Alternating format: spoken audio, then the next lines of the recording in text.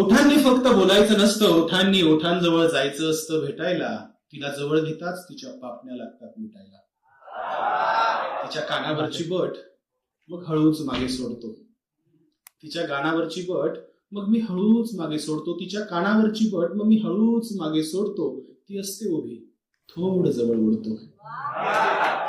कविता थोडं डोळे लावून इमॅजिन करून ऐकून बघा. बघा या 4 ओळी पुन्हा एकदा डोळे लावून. ओठांनी फक्त बोलायचं नसतं, ओठांनी ओठांजवळ जायचं असतं भेटायला. तिला जवळ घेताच तिच्या पापण्या लागतात मिटायला.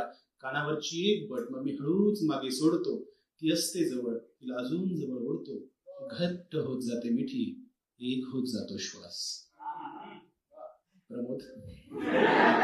घट्ट होत जाते मिठी, एक होत जातो श्वास. त्यात संथ लईमधून होतो समाधीचा भास. अंग अंग शहारत. डोळे उघडून बघू शकता. अंग अंग शहारत आणि गालावरती येते लाली. अंग अंग शहारत आणि गालावरती येते लाली.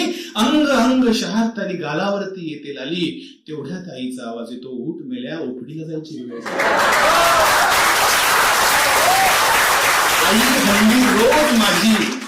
आई हल्ली रोज माझी अशी झोप मोडते आणि पेशंटचे डोळे तपासावे म्हणून हॉस्पिटलमध्ये धाडते.